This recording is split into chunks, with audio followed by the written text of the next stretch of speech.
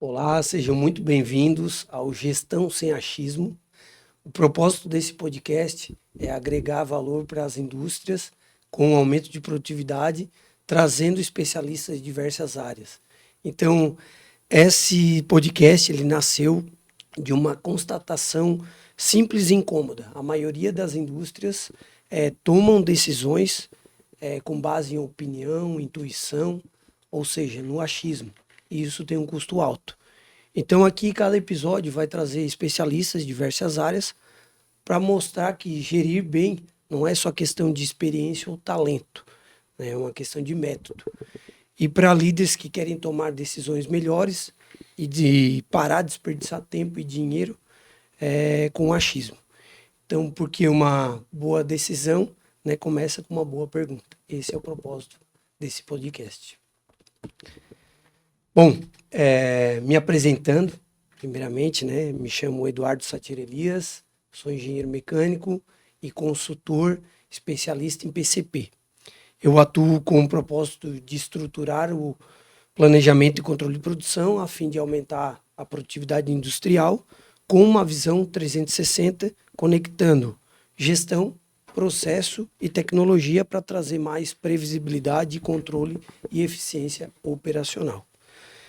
Nesse podcast, né, meu papel é conduzir conversas com especialistas de diversas áreas para entender como agregar valor para as indústrias se tornarem mais produtivas, eficientes e preparadas para o futuro. Vamos lá. Vou apresentar aqui os convidados. Tá?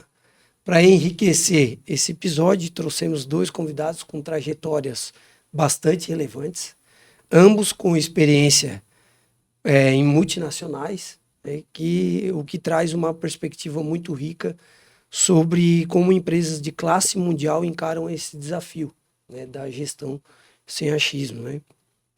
Com a gente hoje está aqui Samer Magaldi, especialista em tecnologia da informação e inteligência artificial, professor de desenvolvimento de sistemas e MBA em gestão de negócios.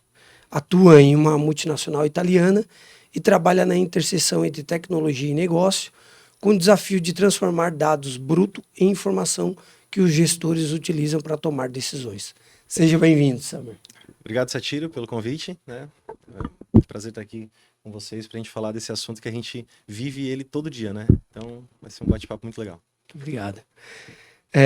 Também está aqui com a gente Jacques Januário, engenheiro mecânico com mais de 15 anos de experiência em gestão industrial e operações, atuou em uma multinacional israelense, passou pelos setores agroindustrial, metal mecânico e de máquinas industriais, ocupando posições de supervisor, gerente industrial e diretor de operações. E teve a experiência de construir uma operação industrial do zero, da cultura de equipe aos indicadores de resultado. Seja bem-vindo, Jacques. Muito obrigado, Satiro. É muito bom estar aqui e falar de um assunto tão importante para a indústria, né? Que é essa ligação entre a questão de gestão, tecnologia e controle baseado em dados. É isso aí. Então, como primeiro episódio, a gente tem um tema principal para cada episódio. E o tema principal desse primeiro episódio é como transformar dados em produtividade real na indústria. Então, primeiro, vou conduzir aqui a conversa descontraída, até a gente comentou, né? O podcast vai ser um papo de churrasco, porque a gente gosta de falar sobre isso, né? De gestão industrial, de produtividade, de negócios, como a gente pode agregar valor, né? Com a expertise que a gente tem, cada um na sua área. E aí, eu vou passar a palavra para o Samer, né, especialista na área de TI. Samer, como que tu vê esse desafio de transformar os dados, né, em produtividade na indústria, no dia a dia ali? Compartilha com nós aí a tua opinião sobre isso. Então, Satiro, quando a gente fala de dados, a gente tem todo um cenário para que esse dado seja tratado, alimentado, tomado uma decisão em cima desse dado, né? E tudo isso começa lá na portaria, né? É o que a gente estava falando antes. Então, quando a nota fiscal chega na portaria, quando a informação de previsão de venda chega através do vendedor, todo esse dado tem que ser tratado de alguma forma. E eu acredito que o principal né? O principal caminho para a gente tratar esses dados é o treinamento das pessoas. Como as pessoas vão inserir esse dado? Como as pessoas vão trazer esse dado dentro da empresa? De uma forma informal, WhatsApp? De uma forma mais com método, de um sistema que vai adquirir esses dados para posteriormente a gente tratar ele, né? Então, acho que tudo parte da inserção desse dado. O próprio colaborador inserindo, trazendo esse dado de uma forma que garanta que esse dado seja um dado verdadeiro, né? E também, que a gente estava falando, não trazer de uma forma informal, né? Trazer uma forma... porque hoje em dia a gente tem muitos métodos informais de comunicação. WhatsApp, né? Um papel, uma agenda, um Excel que fica só na mesa do cara. O cara tem o controle dele. O cara pega férias, ninguém sabe mais o que está acontecendo. Uma ordem de produção que a gente não sabe onde é que está, porque só tem o papel impresso e essa ordem de produção sumiu. Então, como a gente vai tratar esse dado? Treinando o colaborador, trazendo esse senso de pertencimento ao colaborador para que ele se sinta responsável por esse dado. Cara, eu não vou deixar a minha informação de ordem de produção só no Excel da minha máquina, só numa ordem de produção na minha gaveta, né? Então, isso daí, eu cito esse exemplo porque a gente vê muito disso, né? O dado exclusivamente na mão de uma pessoa, e aí quando essa pessoa não está, a empresa para. E assim, ó, Summer, até para quem está nos assistindo, para quem que a gente está falando? Porque às vezes quem está nos assistindo, são especialistas de multinacional, estão falando de RP grande, investimento alto. A gente direcionar, falar que não, o pequeno empreendedor, né, a microempresa, ela também pode fazer isso, né? Já começar do zero, como pequeno, o tamanho dela pequena, não é porque ela é pequena, ela não pode implantar essa cultura de integridade dos dados, né? Sim. Ou como tu vê isso? Também é uma A barreira? gente vê muito isso em empresa com gestão familiar. A empresa com gestão familiar, ela trata muito aquela informação baseada em opinião. Às vezes o pai tem uma opinião, o filho tem uma opinião mais aberta, alguém da família tem uma opinião mais conservadora e entra no achismo. Não, mas eu acho que fazer dessa forma é melhor. Não tira o mérito. Se ele acha, porque ele teve algum embasamento para achar. Porque sempre fizemos Porque assim eu sempre e deu fiz certo. desse jeito. E deu certo. Não A tá empresa errado. tá onde tá.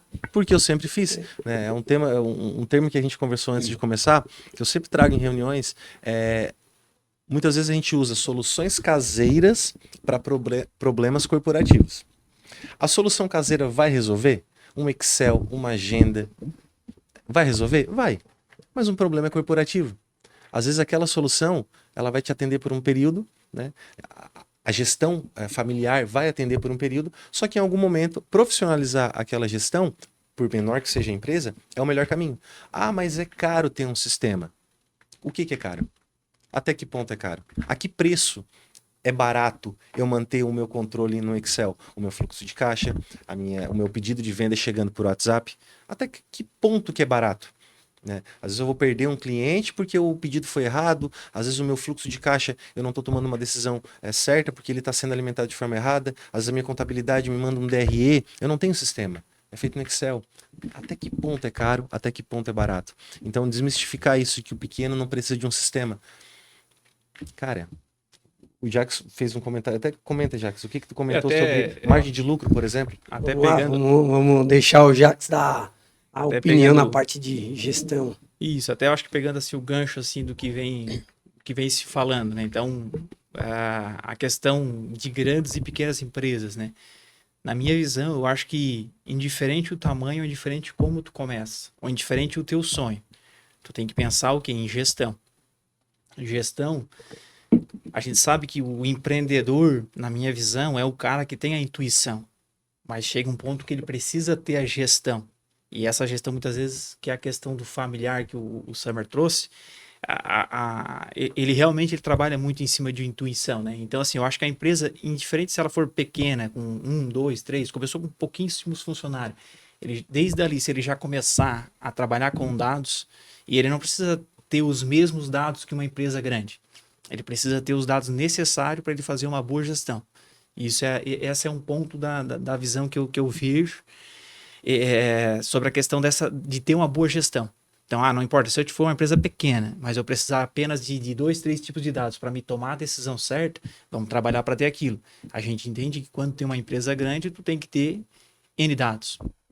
Concordo plenamente com o que o Summer falou sobre a questão de uma gestão caseira para um problema industrial. Muitas vezes a gente quer resolver com o que a gente tem em casa. E muitas vezes o barato sai caro. Às vezes o cara faz um investimento em alguma questão, alguma solução caseira que o cara quer fazer e depois o cara começa a ter problemas e até aquela solução cai em descrédito. Isso acontece em muitas empresas. E às vezes querer implantar uma solução em cima de dados, trazer ali até às vezes um próprio BI ali que vai informar ali todo um rendimento de uma máquina, um rendimento operacional, como é que está a empresa, como é que está o rendimento, como é que está a baixa de OP. E às vezes aquilo cai em descrédito porque não foi bem implantado. Então é uma questão bem importante. E não importa se o tamanho de empresa, eu acho que isso é muito importante. E um exemplo, né, Jacques, pegando um gancho do que tu comentou, um exemplo para quem está nos assistindo, ouvindo, né? Um exemplo bem básico, né? De gestão básica, feijão com arroz. Vamos pegar um nicho aí, máquinas e equipamentos. Indústrias que produzem, fabricam máquinas e equipamentos. Hoje, um mínimo de informação que ele tem que ter é qual é o custo da tua máquina? Qual é o custo para te produzir aquela máquina? Será que essa informação mínima, a empresa tem essa gestão? Né? Onde é que está a maior dificuldade para saber essa informação mínima? Né? O que tu vê a respeito disso? Sobre o pessoal vender no escuro, sem saber qual é a margem real, né? Sobre dados reais. Hoje, assim, hoje a gente está no mercado de trabalho aí, a gente visita algumas empresas, eu também estou fazendo um trabalho na parte de assessoria e consultoria, e a gente entende assim que hoje a grande maioria das empresas, se a gente realmente for perguntar em questão de margem real, qual é minha margem bruta, minha margem líquida, meu lucro líquido lá no final, depois após os impostos, realmente na ponta do lápis, eu acredito que mais de 80% das empresas, principalmente o Brasil hoje é formado por pequenas e médias empresas, microempresas, não tem esse resultado, né? E isso vem do que a gente está comentando aqui, que é o quê? Que é a falta de ter a informação correta, a falta de dados. E eu quero colocar aqui, que também já é uma... E essa falta de dados não é porque, eu sou pequeno, eu não consigo ter isso. Por mais que tu tenha o mínimo controle, não importa se tu vai começar no Excel. Se tu começar no Excel bem começado, com a informação clara, com o controle claro, o Excel dá um pouco mais de trabalho, mas tu começou e está começando. A partir daí, tu vai partir para evoluir. Então, assim, hoje a minha visão é essa. As empresas hoje, muitas vezes, o cara tá, ou daqui a pouco, colocando um preço, vamos supor, se é uma empresa de serviço, colocando um preço do serviço mais barato do que realmente ele deveria cobrar, por nada ele está deixando dinheiro na mesa, ou daqui a pouco ele está cobrando mais caro uma hora e deixando de ser competitivo no mercado. Às vezes ele está perdendo serviço porque ele está colocando uma hora mais cara, por quê? Porque não entende como é realmente o custo hora da empresa dele, ou o custo hora por máquina. E isso aí é extremamente importante na minha visão, o cara ter essa informação. Até assim, né, compartilhar e depois também trazer o assunto de volta para o TI, né? Também gosto de compartilhar aqui, atendo empresas, prospecto semanalmente, né? E aí uma empresa de grande porte, né? Esses tempos eu conversei com um dono e ele comentou: Eduardo, a minha maior dor hoje é não saber orçar certo, porque trabalha com máquinas engenheiradas, né, produtos engenheirados, e aí tem um processo de orçamento, né, que passa pela engenharia de produto, engenharia de processo, e ele comentou: primeiro, a minha dificuldade é saber se eu estou orçando certo. Tá? Eu tenho um orçamento, só que eu não posso fazer um orçamento para baixo ao ponto de garantir para baixo para me fazer a venda, só que daí depois a minha margem eu mato, ou orçar muito alto e perder a venda por estar orçando demais, né, e não ser concorrente, né, com com as demais empresas fornecedoras. Porém, o orçamento é baseado num realizado. Só que eu tenho certeza, como diretor, que o realizado, os dados do realizado estão errados. Eu tenho certeza. Então já começa daí. Uma empresa de grande porte sabe, tem certeza que o realizado está errado, mas o orçado ele está na dúvida. E o realizado é feito com base no orçado. Então, uma coisa vai levando a outra, vira uma bola de neve e no fim fica sem um direcionamento, né? E aí eu pego esse orçado versus realizado e devolvo para o Summer, né, na área de TI. Como é que tu vê que a gente pode ser o mais real possível para poder tornar as informações mais reais possíveis, mas sem dificultar muito, né? Como é que tu vê esse questionamento, Summer? Tudo parte da inserção desse dado. Custo de matéria-prima, custo do recurso. O que é o recurso? É a máquina que é usada. Quanto que essa máquina me custa por dia para produzir determinado tipo de produto? Qual é a pessoa que está operando essa máquina? Qual é o custo hora dessa pessoa? Qual é o custo de energia? Qual é o combustível que eu uso para usar essa máquina? Isso daí não aparece nessas planilhas. O que geralmente aparece? Eu vou fazer uma máquina. Eu tenho lá 30 componentes. Cada componente custa X. Esse é o meu custo de produto. Custo operacional, a gente acaba não sabendo. Que o cara não vai parar para... O operador ganha X. Eu vou ter que dividir a hora desse operador por mês para saber quanto que esse operador custa. Essa máquina dá tanto de manutenção por mês. Tudo isso deve entrar no custo de produto, que é o custo operacional geral da indústria, né? Então tudo vem, né, através do dado. E bacana, Summer. Assim, ó... Pegando um gancho no que o Summer falou e também no que tu falou, da experiência que eu trago, uma coisa que a gente vem conversando muito assim, que eu conversei muito com as empresas, nas empresas que eu converso, e também isso, exemplos fora, por exemplo, sobre a questão de venda, né? Quando tu vende um produto que tu não conhece a margem, ou que tu não conhece o teu custo correto, e às vezes tu faz uma venda que tu não tenha lucro, o que a gente sempre comenta, a pior venda é aquela venda ainda que tu vende com prejuízo. Então, às vezes a empresa acha, não, tô vendendo, mas vender com prejuízo, na minha visão, é pior do que tu vender. Porque no fim tu tá despendendo de toda a tua mão de obra, utilizando toda a tua matéria-prima, utilizando toda a tua estrutura para entregar um produto e tu ter prejuízo com aquilo. Maquiando o resultado. Né? Maquiando o resultado. E pegando aí um gancho do que o Summer falou sobre a questão de estratificar o preço do produto, né? O que eu percebi em algumas empresas, também é uma empresa aí que eu trabalhei no interior de São Paulo lá, mas era uma startup, não era uma empresa grande, era uma empresa pequena, mas o que a gente, às vezes no início, o que a gente constata, né?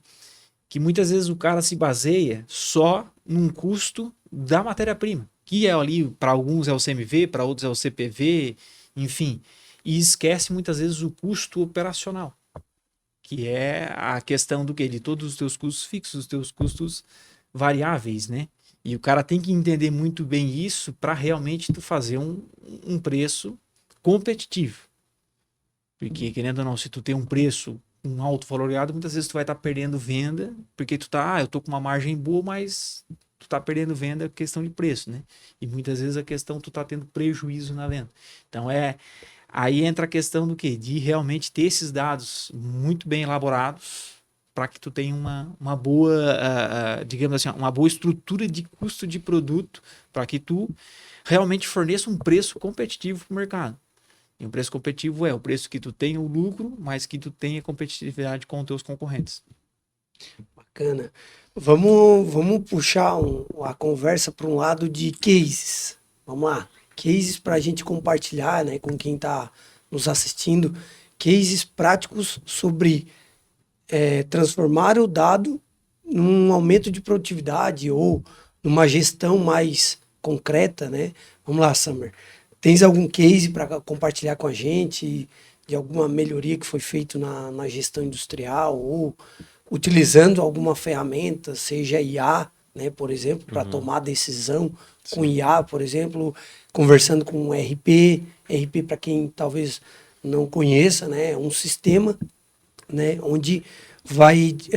bom, vou deixar com o Summer para falar sobre RP, sobre algum case, né? Hoje, quando a gente fala em IA hoje, a gente tem que desmistificar um pouquinho a IA, porque eu vejo que a IA, ela caiu numa área de conhecimento meio que duvidosa. As pessoas acham legal, IA é legal, mas ainda não dão muita credibilidade. Por quê? A gente tem visto que o uso da IA está sendo muito usado para coisas superficiais. O que é IA para ti? IA é gerar vídeo? Engraçado. IA é me ajudar a escrever um e-mail? Também. Só que a IA, de fato, ela não veio só para fazer isso. A IA, ela veio para te ajudar a tomar decisão. Né? Recentemente eu tive num evento de IA em Orlando, e a gente participou de alguns bate-papo com quem está desenvolvendo a IA, né? Alemães, norte-americanos, e a gente vê que a IA, para os próximos anos, ela vai vir puramente para te ajudar a tomar decisão. Hoje, um ser humano com um certo conhecimento, ele vai pegar esses dados que a gente está conversando e na cabeça dele ele vai tomar uma decisão. Só que até que ponto a gente precisa de um ser humano super especializado para tomar essa decisão? Por que não padronizar, setar algumas tags, algumas flags, e a gente falar para IA, quando acontecer isso, me dê uma decisão dessa forma. E aí a gente tira da responsabilidade humana. Claro que o feeling humano nunca vai ser descartado. Só que a gente otimiza essa tomada de decisão. Então eu consigo identificar o que eu posso melhorar que não está no meu olho. Né? Então tem uma rede de supermercado, esse case é muito legal, né? Uma rede de supermercado muito conhecida, que é aqui da nossa região, que tem uma loja em Florianópolis. E o que acontece? Eles constataram que em dia de chuva vende mais padaria. Por que isso usando a BI com inteligência artificial? Ele trouxe alguns insights. O que o BI faz? Ele pega os dados bruto e traz alguns insights que o ser humano talvez não consiga trazer olhando uma planilha, olhando um gráfico. Então, o que eu acho muito legal? Como é que o BI identificou que em dia de chuva vende mais padaria? Fez essa correlação, né? Como que eu vou chegar nessa decisão? De eu aumentar o meu estoque de padaria quando a minha previsão de chuva for tempestade, enfim. O BI identificou que quando tem chuva, gera um caos no trânsito, mais filas, a pessoa tá lá eu vou chegar em casa meia hora depois. O que eu vou fazer? Eu vou passar no mercado. Então, a frente do mercado era uma rodovia de alto movimento, então foram fazendo esse estudo e identificaram que quando chove, aumenta o trânsito, a pessoa demora mais para chegar em casa, ela passa no mercado e compra a padaria. Aí o que acontece? Quando a previsão é de chuva, aumenta o estoque da padaria, aumenta o layout, aumenta os produtos disponíveis. Por quê? Porque hoje, final do dia, vai chover. Então, esse tipo de decisão, né, talvez o olho humano não conseguiria identificar. Só que olha o investimento que foi feito, que ao longo do tempo ele se paga tranquilamente. Sim. E uma decisão mudou todo o jogo. Né? E até assim, né, Sam? É engraçado, né? O lado cômico aqui. Enquanto alguns utilizam o ChatGPT para perguntar como não molhar meu pé num dia de chuva, o outro já está utilizando todo o potencial da IA para, com base nos dados do histórico de venda, correlacione todos os critérios para que possa tomar uma decisão com base no estoque, aumento de venda, que vai chegar nesse caso do BI, que vai correlacionar aqui. Dias de chuva vende mais padaria. Nossa. Então, hoje a gente tem muitas ferramentas, né? A gente vive um momento de excesso de informação, obesidade mental, né? Por informação, mas às vezes peca, né? Até vou pegar um gancho dessa tua fala, né? De um cliente nosso, eu direciono as pessoas-chave nas indústrias no processo de implantação de PCP, e um dos processos é identificar o gargalo. E aí, uma dessas pessoas-chave comenta, Eduardo, eu pago o ChatGPT, mas, cara, eu quase não utilizo. Não, então vamos utilizar mais, né? Às vezes tem aquele não, mas teu trabalho é só com base em... Eu utilizo na consultoria, né? E desde o começo da consultoria sempre utilizei, não tenho vergonha de falar, utilizo o ChatGPT, inteligência artificial, para aumentar a produtividade, né? E aí eu dei o seguinte desafio, vamos fazer o caça ao gargalo, vamos gamificar isso, caça ao gargalo, beleza, botei lá o caça ao gargalo. E aí, algumas dúvidas que eles me devolveram são coisas simples que eu tive que dar um puxão de orelha. Assim, cara, tu tem um ChatGPT? Não que eu não queira te dar a resposta, mas se policie para ir atrás da resposta, entender essa resposta, sair fora da caixa fazendo pergunta que, nossa, peraí, eu preciso caçar o gargalo. Quais os critérios eu preciso ver e enxergar que um processo é um gargalo? E por que que eu preciso enxergar que é um gargalo? O que que ele vai me direcionar? Que futuramente vai direcionar qual é a capacidade produtiva daquela empresa. É tudo tomada de decisão em cima de um gargalo. E complementando a tua informação de fazer o colaborador muitas vezes buscar essa informação, quando a gente trata com uma IA generalista, né, a gente tem informações muito amplas e talvez a gente não consiga trazer para o nosso negócio, para a nossa realidade. Então uma dica que fica é usar o Notebook LM, uma ferramenta do Google, onde a gente consegue colocar dados pessoais que eu digo personalizados, vamos chamar assim, da própria empresa. Eu jogo lá documentos, procedimentos, Excel relacionados à tua empresa e tu consegue fazer perguntas para o Notebook LM baseado nos teus dados e não dos dados do ChatGPT, que é amplo. Então o Notebook LM, ele ajuda, inclusive as pequenas indústrias, a tomar decisão baseado nos dados daquela indústria. Então, por exemplo, eu pego um fluxo de caixa, jogo ali, jogo minha planilha de estoque, jogo um relatório de fluxo mensal de pagamento e eu faço perguntas para o Notebook LM relacionados aos meus dados. O que eu posso fazer para melhorar o meu estoque? Estoque na indústria, eu vejo como um dos principais gargalos, porque às vezes o cara quer, não, eu vou manter meu estoque alto para não parar minha produção, só que eu comprometo o quê? O meu fluxo de caixa. Às vezes eu não estou usando todo o meu estoque, eu consigo trabalhar com um estoque menor, mas eu estou comprometendo o meu fluxo de caixa. Então, usar essa IA para tomar essas decisões, o que eu posso fazer para melhorar meu estoque? O que eu posso fazer para melhorar meu fluxo de caixa? O Notebook LM vai te dar esses insights. Então fica como dica aí, Notebook LM, ferramenta gratuita do Google. Notebook LM para pequenas indústrias já ajuda, jogando Excel, informações, POP, qualquer documentação que você tiver para poder te ajudar na tomada de decisão. Boa, Summer. Trazendo isso para a gestão, esse case que o Summer comentou, gostaria de colocar aqui uma visão assim minha que eu tenho da gestão e também relacionar com a questão de IA, né? O que eu vejo, por exemplo, né? Hoje a IA, ela não vem para substituir, como o Summer falou, o ser humano. O ser humano, ele tem que estar ali para ter o feeling, para ter realmente a decisão, a batida de martelo. Mas ela vem para sofisticar o trabalho do ser humano. Não vou nem dizer facilitar, ela vem para sofisticar, né? Pegar o case que ele falou do mercado, né? A IA, junto com as informações corretas que eles tinham, os dados, trouxe uma informação extremamente importante. O porquê que em dia de chuva a padaria vendia mais no mercado tal. E eles entenderam. E ali é onde está o quê? Onde entra a gestão. Uma decisão da gestão. Bom, qual é o nosso plano de ação para atender melhor o nosso cliente? Para fornecer mais produtos, para fornecer produtos às vezes que saiam mais na hora, mais quentinho, mais saboroso, mais opções, porque daqui a pouco o cara que ia lá comprar só um pão, vai lá comprar outros produtos além do pão, na padaria. Então, isso é algo que eu vejo, que aí ela vem para sofisticar e ao mesmo tempo, para, digamos assim, para que a gestão tome uma decisão mais assertiva. E a gente nunca pode esquecer que, querendo ou não, os dados para alimentar isso têm que estarem corretos. Porque também se tu ir lá e alimentar com informação incorreta, ela vai te trazer uma informação incorreta. Então, essa é uma visão. Então, a IA ela vem para sofisticar e é muito importante ter os dados corretos.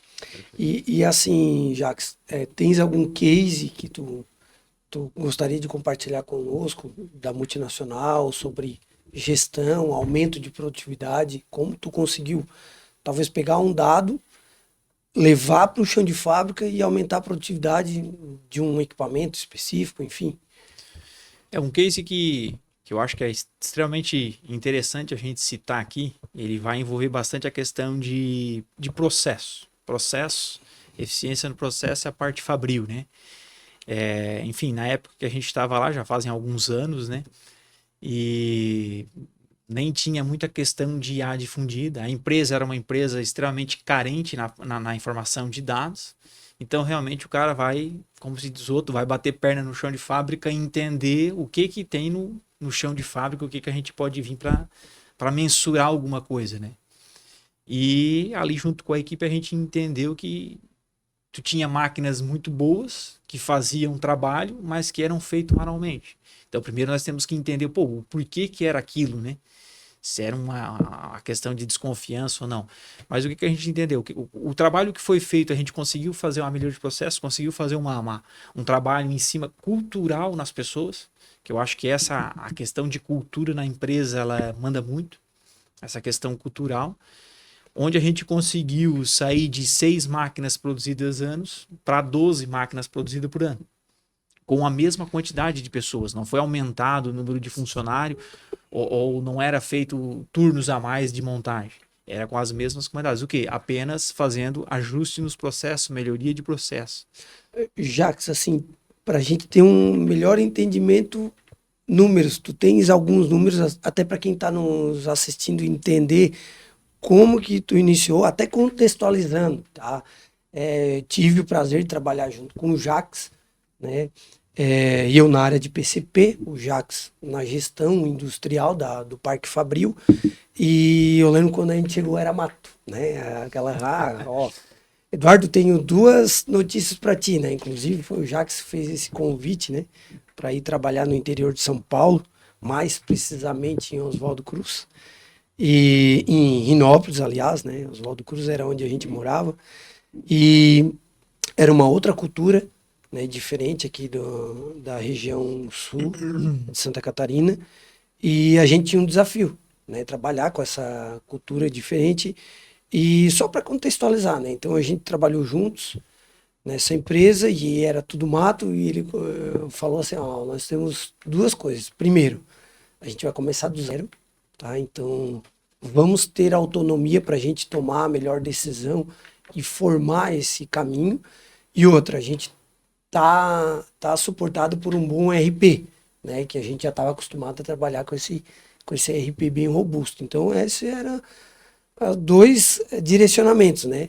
E aí eu vou pedir para o Jacques falar, talvez em números, que foram os números, talvez faturamento ou máquinas, aumento de produtividade inicial e depois lá na frente, em que resultado chegou lá nesse Parque Fabril.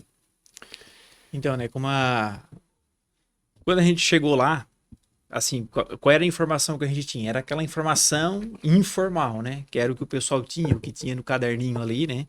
Então, o primeiro trabalho nosso foi o quê? Foi buscar um pouco dessa informação, entendeu realmente o que eles... o que eu consigo fazer isso aqui por ano? Não, eu consigo fazer 4 máquinas dessa aqui, por exemplo, por mês, ou 4 máquinas dessa aqui por semana. Então, nós tínhamos um modelo de máquina lá que eles conseguiam, essa máquina aqui, a cada 60 dias sai uma máquina. E a outra máquina que fazia um complemento dessa máquina, eles produziam 4 máquinas dessas por semana.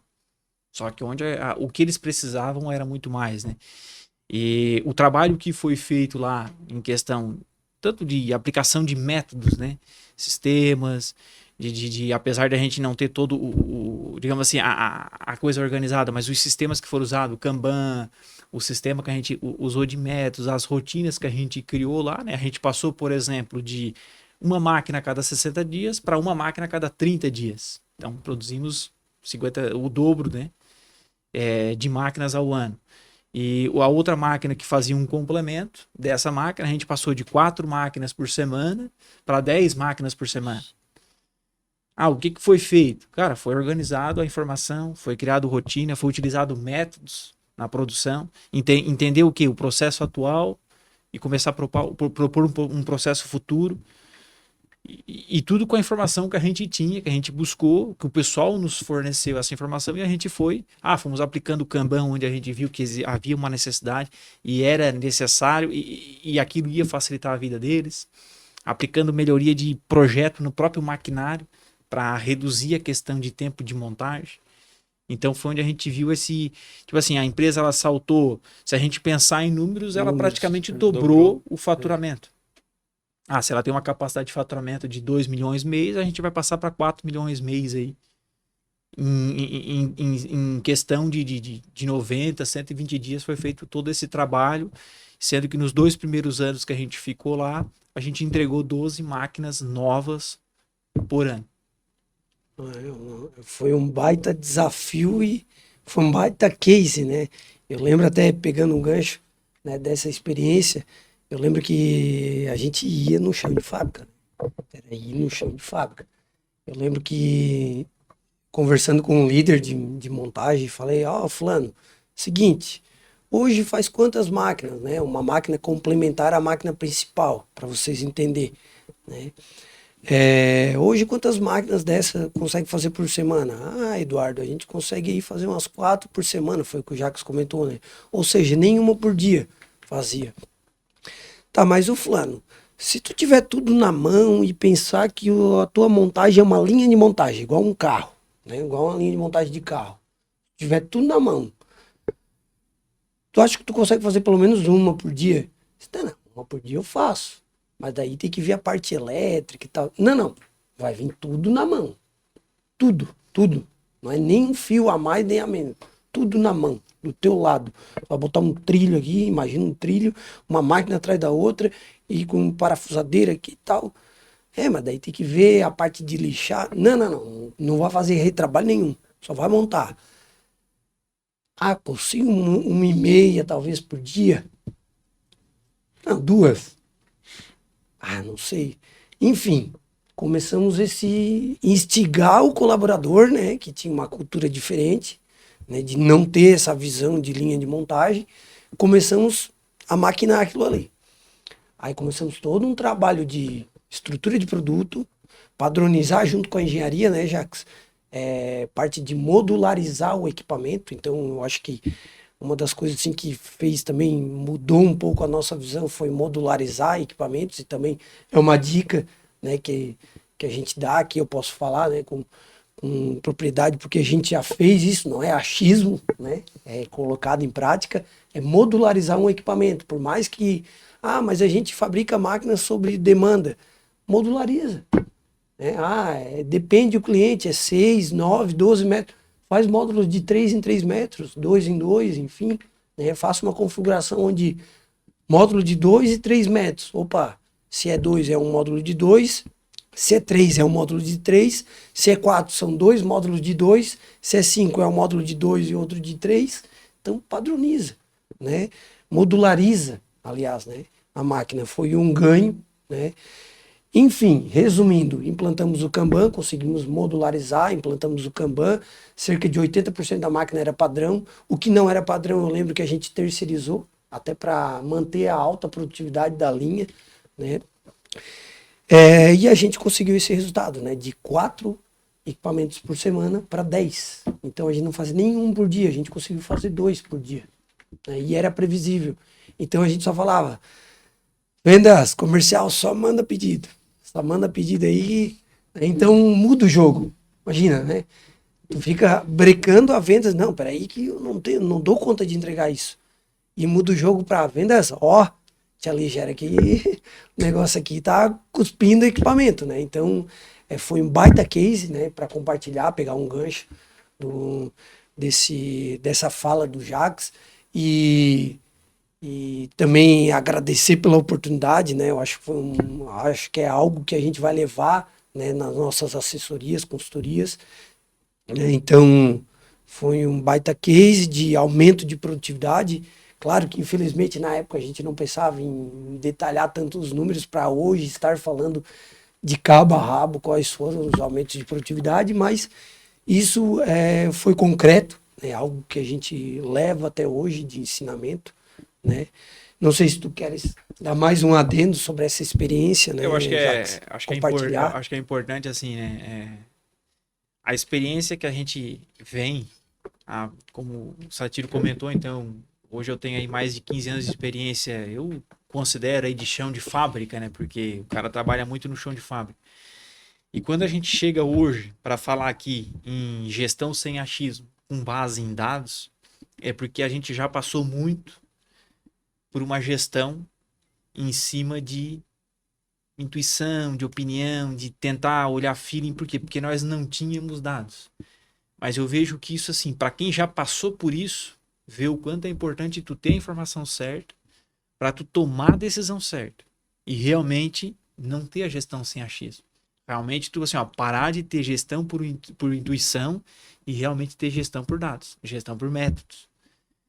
E eu acho que é isso importante, porque essa experiência que nós tivemos, com chegar lá e tu ter uma empresa que não tem a informação correta, e tu ter que trabalhar para ter uma pequena informação e depois com aquilo tu trabalhar, tu pensa assim, não, hoje o trabalho que a gente vai levar daqui para frente é bem diferente. Tu sabe hoje que tu tem que ter essa informação. E pegando esse gancho já junto com o Summer hoje, então assim, hoje evoluiu muito. Não vou dizer que tá mais fácil que antes de tu ter a informação correta, mas hoje tu tem mais meios de ter a informação. Hoje tem a tecnologia, cada dia mais evolui, cada dia mais entra sensor, cada dia mais a tecnologia. Às vezes a gente acha que só grandes empresas podem investir isso. Não, cada vez mais a tecnologia vem ficando mais barato para pequenas empresas. E isso que para ter dados mais corretos, trabalhar mais hoje, puxar mais uma IA, não só para ficar olhando lá como é que se faz isso, ou como é que se não molha o pé na chuva, né? Mas sim realmente para trabalhar esses dados e aí aquela questão para sofisticar o trabalho, né? E não importa o tamanho que a empresa seja. Se o cara seja ele só de dono e funcionário, ou se seja uma empresa de 1000 funcionários, ele tem condições de trabalhar com a informação. Muito bom. Summer, vamos lá. Atualmente, hoje, como é que é o teu foco na área de TI? O que tu vê que é importante a gente poder mudar a nossa visão na área de TI? E qual é o teu foco hoje atuando na área de TI? É mais desenvolvimento? É mais procurando novos negócios? Não sei se tu tens participação em negócios, queira compartilhar com a gente. Então, hoje o principal objetivo do TI é sempre manter o que já está funcionando em dia, né? A gente tem problemas diários com relação a hardware, a infraestrutura, a servidores. Então, essa preocupação no TI hoje é não precisar apagar fogo, como se chama, né? Sempre fazer manutenções preventivas desses recursos técnicos que a gente tem, seja servidor, seja rede, seja links, seja o que mantém o TI funcionando. E também a gente está desenvolvendo sempre ideias para que facilite o nosso dia a dia. Então, usando IA ou não, né? Não necessariamente a gente precisa IA para estar desenvolvendo isso. E a gente tem alguns cases de projetos que a gente tem feito, inclusive com visão internacional, né? Recentemente a gente desenvolveu uma ferramenta chamada FideCode, que a Malve é o nosso principal case, assim, né? O principal cliente, onde a gente desenvolveu uma solução que coloca QR Code em roupa infantil. Nesse QR Code, a gente coloca as informações de contato dos pais da criança. Então, tem algumas marcas no Brasil usando, mas a principal é a Malve, e foi tema de noticiários internacionais como uma grande revolução para cuidado de criança, né? Às vezes o Saitiro tem filho, então sabe a preocupação da identificação, né? Uma dor, né? É uma dor. E essa identificação via QR Code, a gente pode estar aplicando, seja em escola, para colocar a identificação do aluno, seja em uniforme de empresas para colocar alguma doença que o cara tem, alguma alergia. Então, essa tecnologia de QR Code em vestuário, para identificar o que a pessoa tem como contato ou como dificuldade por exemplo, tu tem um colaborador que ele tem alguma alergia. Aí tu pega uma VEG da vida que tem... Quantos funcionários tem a VEG? 10, 15 mil? E tu gerenciar todas essas informações é um pouco complicado. Aí tu bota esse QR Code no uniforme da pessoa, se acontecer algum acidente, tu sabe uma alergia que a pessoa tem, uma forma de entrar em contato com o responsável, né, do setor, enfim. Então isso é um case que a gente tem desenvolvido. Que bacana. E isso dá para levar para a indústria. Dá para levar para a indústria, exatamente. Resolvendo o problema CPF também consegue trazer para o mundo industrial, né? Exatamente. Então, olha só, a gente tá com um hit grande aqui, hein? É por isso que eu trouxe convidado de porte grande aqui, né? Então, assim, hoje, Summer, para quem está nos assistindo, né? Contato, quais as soluções tu também pode vender, pode oferecer, né? Para quem tem interesse em se aprofundar nesse assunto, né? De trabalhar com os dados, desenvolver algo, se tiver alguma necessidade aí para quem está nos O primeiro ouvindo. passo é entender qual a dor da pessoa. Então, se a pessoa tiver alguma dificuldade com o próprio TI ou uma ideia de solução que precise de tecnologia para estar desenvolvendo, pode entrar em contato. Depois a gente deixa nos links ali do canal os contatos para a gente conversar. Sim. E o primeiro passo é analisar cenário, né? E eu digo, toda ideia, por mais idiota que seja, desculpa o termo, ela tem um potencial. Porque às vezes a gente tem uma ideia que soluciona um problema, eu já vi muito disso, e a pessoa acha que é uma ideia inviável. E, cara, às vezes aquilo ali é mágico, né? Esse caso do QR Code surgiu do próprio cliente que veio até a nós perguntando se era viável fazer. Mas veio de uma forma tímida. Será que dá para fazer? O quê? E aí, quando a gente viu essa solução, a gente pensou, cara, isso é incrível. Porque geralmente quem está no dia a dia, não tem o conhecimento tecnológico, ele vê como solucionar o problema. Mas ele às vezes fica inseguro, será que dá para fazer? Né? Então, o primeiro passo, se a pessoa tem uma ideia de aplicativo, de site, de melhoria na indústria, ou um problema no TI, o primeiro passo é analisar. E aí procurar, né, seja nós, ou seja qualquer pessoa de tecnologia, e apresentar essa ideia sem medo. Porque uma ideia, por mais simples que seja, às vezes pode ser uma solução visionária, né? Pioneira, vamos dizer assim. Isso aí. E Jacques, e aí, atualmente, né, quais as soluções estás desenvolvendo para quem está nos assistindo, se apresentar sobre o teu serviço, enfim, quais as demandas tu atende hoje? Então, hoje eu estou atendendo a parte, faço assessoria e consultoria nas empresas. Especificamente, eu busco mais a área que eu tenho mais especialidade, que é a questão de máquinas, equipamentos agrícolas e metal mecânico. Então, acho que tem alguns resultados aí que eu posso falar e que eu me orgulho muito da minha carreira aí. A minha carreira é breve, mais de 15 anos, mas eu acho que tem bastante ainda para lidar, mas a gente já fez trabalhos aí com reduções de até 25% de lead time de custo de fabricação, assim como a gente já mencionou aqui, né? Já fizemos toda a parte de implantação, de parte de gestão, de sistemas de gestão, de KPIs por área, de planejamento estratégico e tático, né? Essa questão do planejamento estratégico e tático, ela é muito importante. Assim, às vezes as empresas, médias empresas aí, acham que isso pode ser que, mas isso aí é muito burocracia. Mas isso eu acho que norteia muito as empresas. Eu não estou dizendo que tu precisa fazer algo que seja um negócio que se torne burocrático, mas que aquilo se torne, que te dê fluidez na tua empresa para um futuro, né? Então esse é o meu foco. Querendo ou não, hoje na prática, uma empresa aí que não tem uma gestão, não tem informação, ela vai ficar patinando, né? Então, acho que esse é o objetivo maior da nossa consultoria assessoria, o quê? É dar essa visão para a empresa, né? Como assim, tirar, às vezes, ela da inércia para começar a evoluir, né? Porque uma gestão só baseada na intuição não é uma gestão inteligente, né? Eu acho que a gente tem que virar essa chave aí. Então, essa é a área que eu venho atuando e venho trabalhando aí com as empresas aí.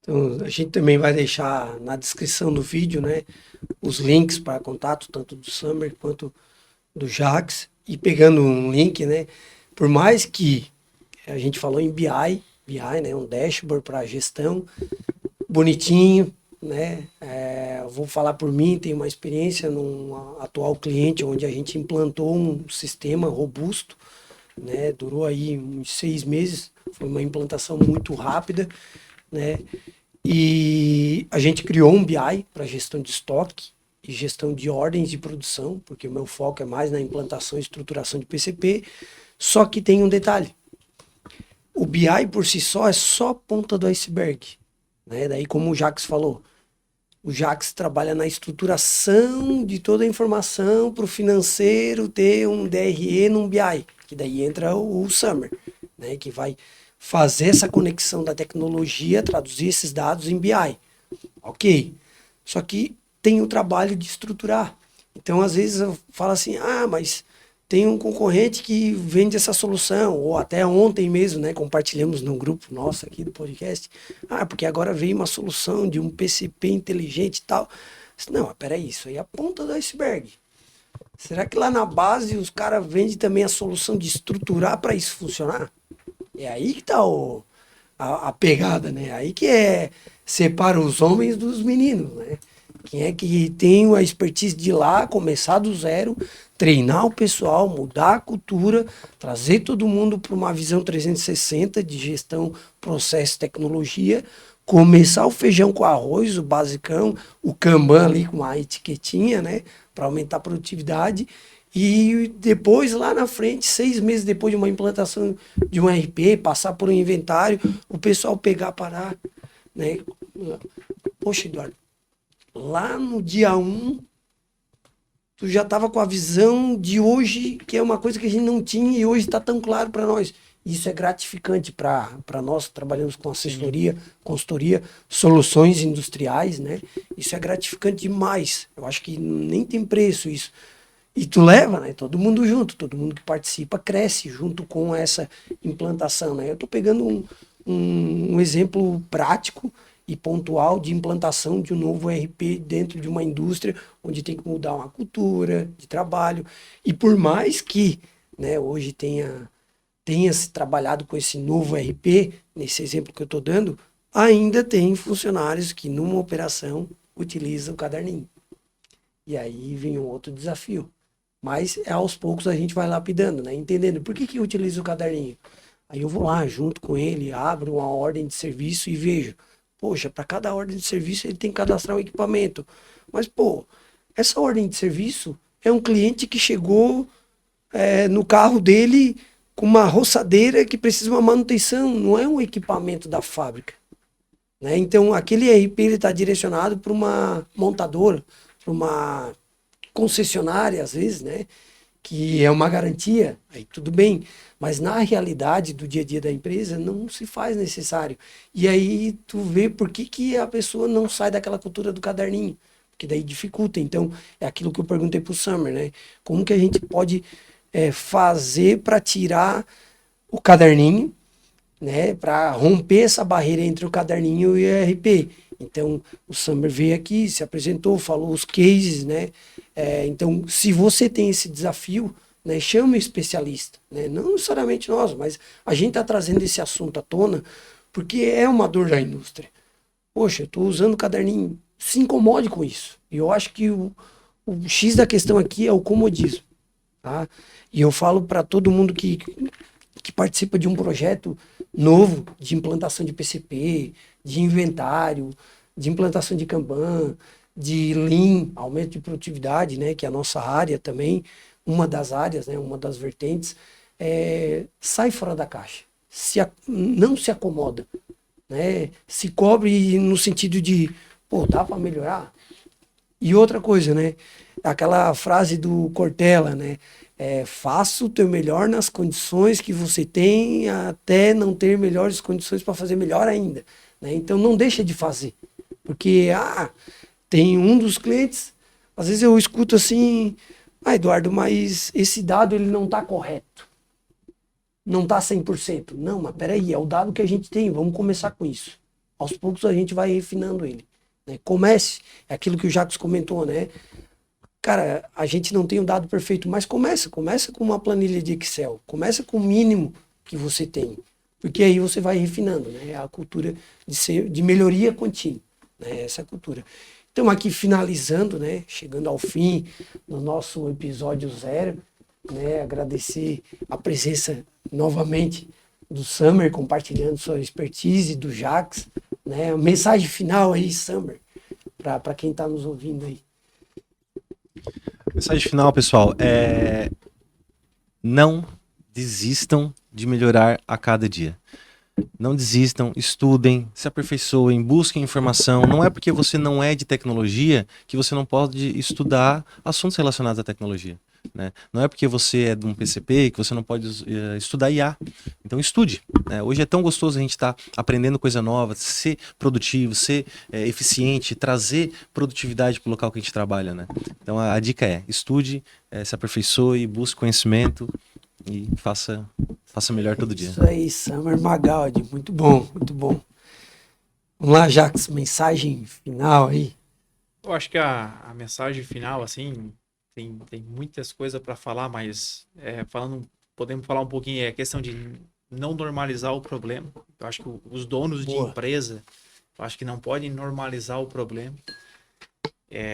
Tem que ser sempre muito curioso e sempre perguntar o porquê e se eu não posso fazer melhor, se eu não posso ser mais eficiente. Muitas vezes pode ser que tu não consiga ser mais eficiente, mas tu precisa de alguém, como o Satiro comentou, não precisa ser nós, mas tem muitos profissionais, excelentes profissionais que estão aqui para te auxiliar, para te ajudar nessa questão de aumento, de eficiência, né?